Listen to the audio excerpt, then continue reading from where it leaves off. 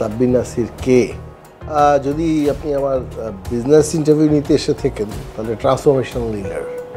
As a CEO very tough guy, very visionary and can motivate the whole team together. Family man হিসাবে বাচ্চাদের প্রতি অনেক caring, responsible father, responsible son, and maybe responsible husband, but not so sure. Nature lover. আমি একটা অদ্ভুত মানুষ। আমি কখনো কখনো আমার ওয়াইফের সাথে কফি খেতে যাই ইয়েতে, মানে পার্টিকুলার কোনো বিস্ট্রোতে।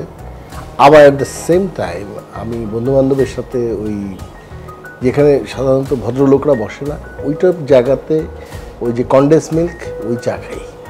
সো আমার যখন চাটা খাই তখন একটা সিগারেটও খাই, তারপর একটা পানও খাই। সো আমি পানখোর, চাখোর, কফিখোর দুইটাই, যখন যেটা লাগে। জেমস ভাইয়ের সাথে সন্ধ্যাটা করে ইলন মাস্কের সাথে মঙ্গল গ্রহ, অথবা ওইটা শেষ করে এসে জেমস ভাইয়ের সাথে আড্ডা মারতে থাকা যে মঙ্গল গ্রহ কেমন ছিল। হয়তো ওইটা দিয়ে জেমস ভাই একটা গানও বানাবে, মঙ্গল গ্রহে তুমি। Journey was interesting. আমার মনে হচ্ছে সবসময় আমি একটা মিশন নিয়েই কাজ করি।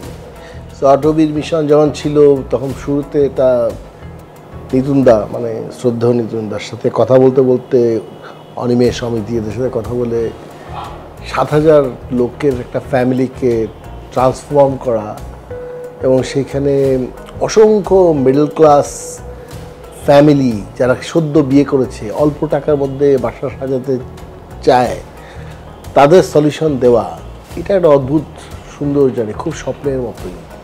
ওই স্বপ্নের মতো জার্নিটা করতে করতে এই স্বপ্নে চলে আসা, এসে চাল ডাল মাছ মাংসের মধ্যে ঢোকা। তো এই চাল ডাল মাছ মাংসের মধ্যে যে স্বপ্ন আছে ওটা বুঝতে বুঝতে একটু সময় লাগলো। তারপরে স্বপ্ন এখন ১ নম্বর ব্র্যান্ড, ৫০০ স্টোর, অপারেটিং প্রফিটে চলে আসছে কোম্পানি, অসংখ্য ছাত্রছাত্রী কাজ করতে পারে স্বপ্নে, অসংখ্য ফ্যামিলির জীবন এটার সাথে কানেক্টেড, অনেক কৃষকের ভাগ্যের change. So YONO is more tough. But আমার এই ১২ বছর আমার যৌবন তো কেড়ে নিয়েছে স্বপ্ন। আমার স্বাস্থ্যের চেঞ্জ হয়েছে, স্বাস্থ্যের অবনতি হয়েছে, উন্নতি হয়নি। সো এটা আমাকে অনেক নিংড়ে নিয়েছে। অটবি ছিল অনেক স্বপ্নের মতো, স্বপ্নটাকে চেষ্টা করেছি পরিবর্তন করার, মানুষের দোরগোড়ায় পৌঁছে দেওয়ার। কিছুটা তো সফল হয়েছি, নাহলে আর আপনারা ভিডিও করতে আসলেন কেন? মিউজিক করতাম, স্টেজে থাকতাম, রক মিউজিক করতাম, রক ফোক ফিউশন করতাম, রক ব্লুজ ফিউশন করতাম, যেগুলো শুরুর জীবনে করেছি। আমার প্রথম পেশা মিউজিক, ওটাই করতাম। সবচেয়ে বড় অর্জন হচ্ছে বাংলাদেশে 2টা বড় বড় ব্র্যান্ডের প্রতিষ্ঠা বা ট্রান্সফরমেশন। এটা তো একটা অবশ্যই বড় অর্জন। বিনোদিনী রায় নামে একটা গান 2 বাংলায় অনেক বেশি পপুলার হওয়া একটা অর্জন মিউজিশিয়ান হিসাবে। এর বাইরে অনেক আগে একটা ছোট বাচ্চাকে ওই যারা পাচার করে, শিশু পাচার করে, ওদের কাছ থেকে উদ্ধার করে বাবার কাছে পৌঁছে দিয়েছিলাম, ওটা একটা অর্জন। অটিজম আক্রান্ত মানুষদের জন্য স্বপ্নে যে সুযোগ তৈরি করে দেওয়া, এটা একটা অর্জন। এরকম অনেক অর্জন, অনেক কৃষকের ভাগ্যের চেঞ্জ অর্জন। আর অসংখ্য লিডারের জন্ম দিয়েছি যারা এখন বিভিন্ন কোম্পানির সিইও। আজকে কি বেঁচে থাকবো না মারা যাবো? সাফল্যের জাদুকাঠি হচ্ছে ব্যর্থ হওয়া। যত বেশি ব্যর্থ হবেন তত সফল হবেন। আমার কাজের আইডিওলজি হচ্ছে বিভিন্ন মানুষের যে মত, এই মতগুলো আগে শোনেন, মানুষের ফিডব্যাক নেন, তারপরে সম্মিলিতভাবে রাইট সিদ্ধান্তটা নেওয়ার চেষ্টা করেন। Best professional advice: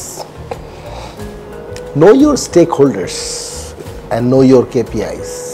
professional advice হিসাবে আপনি যখন কাজ করতে যাবেন তখন দেখবেন যে আপনার কাস্টমারদের একটা এক্সপেকটেশন আছে, আপনার সাপ্লায়ার এক্সপেকটেশন আছে, আপনার ইনভেস্টার এক্সপেকটেশন আছে, এমপ্লয়ীদের এক্সপেকটেশন আছে।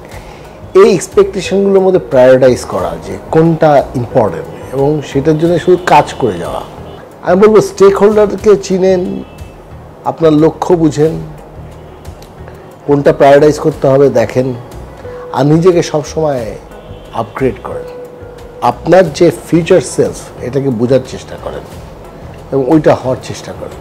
আমার কোনো অবসর বলে কিছু নেই।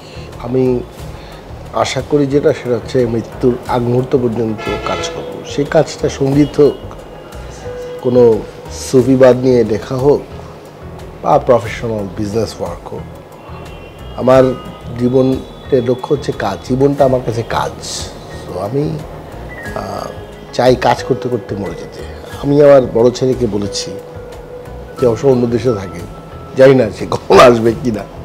তা আমি বলেছি যে আমি যদি হসপিটালে ভর্তি হই এবং যদি দেখো যে আমি আর কাজ করতে পারবো না, কিল মি, মরে যেতে চাই। আমাকে ওই মানে ধুকে থাকবো, ধুকে বাঁচার কোনো শখ আমার নাই। আমার শখ হচ্ছে, শখ না মানে আমার ব্রত হচ্ছে কাজ করতে করতে মরে যাওয়া।